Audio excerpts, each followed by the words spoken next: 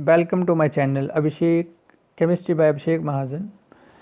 आज हम जो चैप्टर 5 स्टडी कर रहे थे सरफेस केमिस्ट्री, उसका next topic Freundlich adsorption isotherm और एप्लीकेशन ऑफ एडजॉर्प्शन को स्टडी करेंगे, जिसमें हमारा सबसे पहले आता है कि एडजॉर्प्शन आइसोथर्म होता क्या है।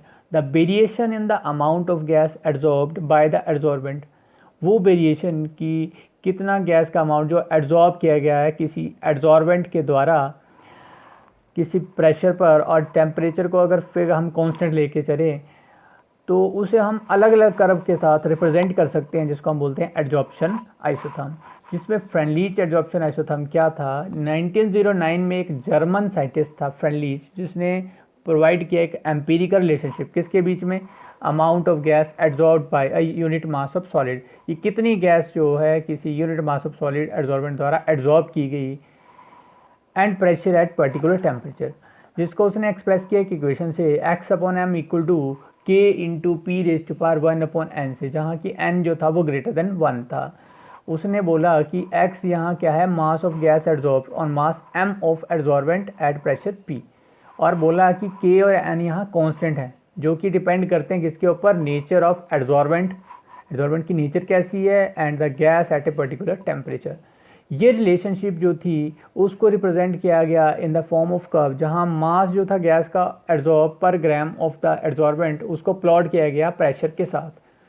और ये जो कर्व थी ये इंडिकेट करती थी कि अगर प्रेशर फिक्स है तो यहाँ there is a decrease in physical adsorption, अगर प्रेशर फिक्स है तो फिजिकल एडजॉर्प्शन जो वो डिक्रीज़ करेगी। कैसे, जैसे जैसे टेम्परेचर इंक्रीज़ करेगा।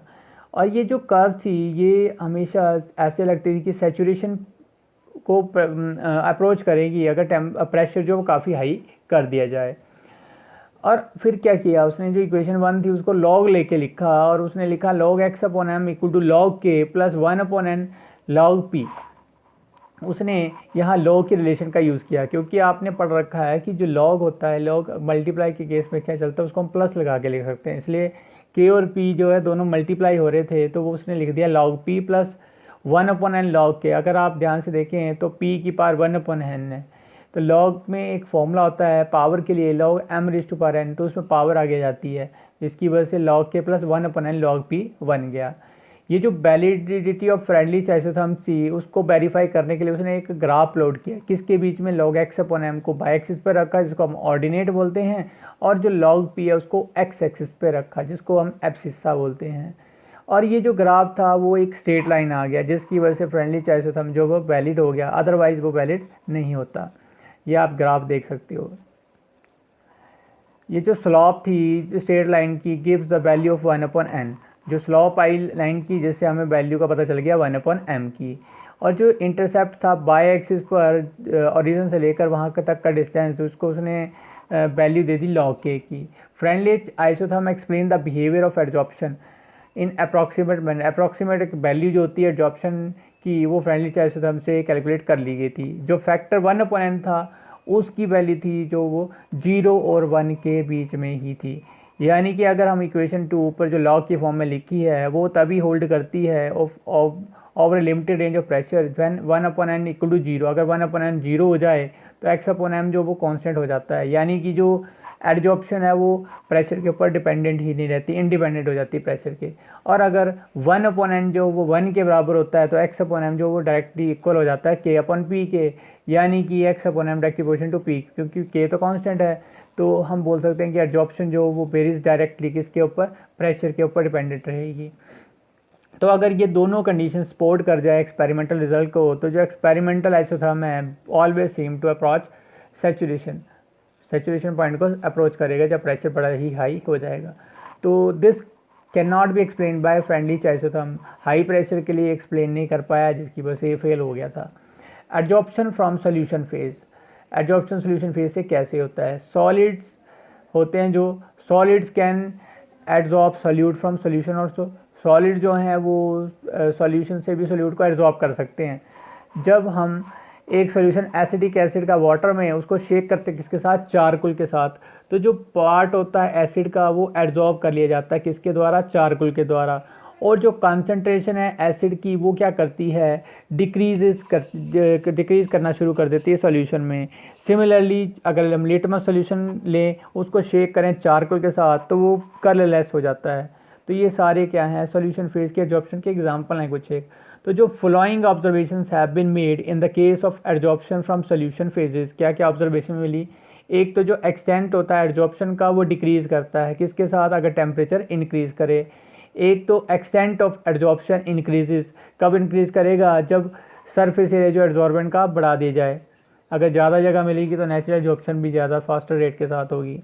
The extent of adsorption depends on the concentration of solute in the solution, कि कितना कंसनट्रेटेड सोल्यूट है, कि उसकी कंसनट्रेशन कैसी है, उसके ऊपर डिपेंड करेगा। The extent of adsorption depends on the nature of the adsorbent and adsorbate. ये जो एडजॉर्प्शन है ये किसके ऊपर डिपेंड करती है, एडजॉर्बेंट और एडजॉर्बेट किस नेचर के लिए हैं उसके ऊपर भी डिपेंडेंट होती है। तो जो precise mechanism of adsorption from solution is not known, अभी तक उसको स्टडी नहीं किया गया, but Freundlich equation approximately describe, Freundlich equation जो थी एडजॉर्प्शन की वो इसको फिर भी डिस्क्राइब कर सकती है, the behaviour of adsorption from solution with the difference that instead of pressure, अगर हम प्रेशर की जगह कंसंट्रेशन ऑफ सोल्यूशन को लेके चलें तो हम इसे स्टडी कर सकते हैं। अगर आपने ऊपर देखा होगा फ्रेंडली आइसोथर्म पढ़ा, तो अब हमने लिखा था x/m = k × p⁻⁴ बट इस केस में प्रेशर की तरह कंसंट्रेशन ऑफ सोल्यूशन ली जाती है, तो x/m हो जाता है k × c⁻⁴n के बराबर, जहाँ c क्या है, इक्विलिब्रियम कंसंट्रेशन है, यानी कि जब एडजॉर्प्शन कंप्लीट हो चुकी है। और अगर हम इस फर्स्ट इक्वेशन को भी लॉग लेके लिखते हैं तो ये बनता है log x/m = log k + 1/n log c। Same way में ऊपर जो एडजॉर्प्शन आइसोथर्म के लिए हमने लिखा था फ्रेंडलीज के, वहाँ भी मैंने बताया था कि मल्टीप्लाई को हम सेपरेट करके लॉग में प्लस लगा के लिख सकते हैं, और पावर हो अगर लॉग में तो वो आगे आ जाती है। यहाँ भी अगर हम ग्राफ प्लॉट करें log x/m को किसके साथ, log c के साथ, तो ये स्ट्रेट लाइन आएगा जो बताएगा कि फ्रेंडली आइसोथर्म जो वो वैलिड है। This can be tested experimentally by taking solutions of different concentration of acetic acid, इसको हम टेस्ट कर सकते हैं अलग अलग कंसंट्रेशन के सॉल्यूशन का यूज़ करके। Equal volumes of solutions are added to equal amounts of charcoal, ठीक है, इन डिफरेंट फ्लास्क, अलग अलग फ्लास्क में इसको स्टडी किया जाता है। जो फाइनल कंसंट्रेशन है is determined in each flask after adsorption, उसी के बाद पता चलेगा कितनी एडजॉर्प्शन हुई है कि कितनी नहीं हुई है। जो डिफरेंस होता है किसके बीच में, इनिशियल और फाइनल कंसंट्रेशन जो सोल्यूशन की, जो सोल्यूट की है, जो सोल्यूशन उसके बाद एडजॉर्प्शन के बाद बनेगा, उससे हम वैल्यू का पता लगाते हैं x की। तो यूजिंग अबव इक्वेशन जो वैलिडिटी है फ्रेंडली आइसोथर्म की, वो उसको हम स्टडी कर सकते हैं किसके केस में, सॉल्यूशन फेज में।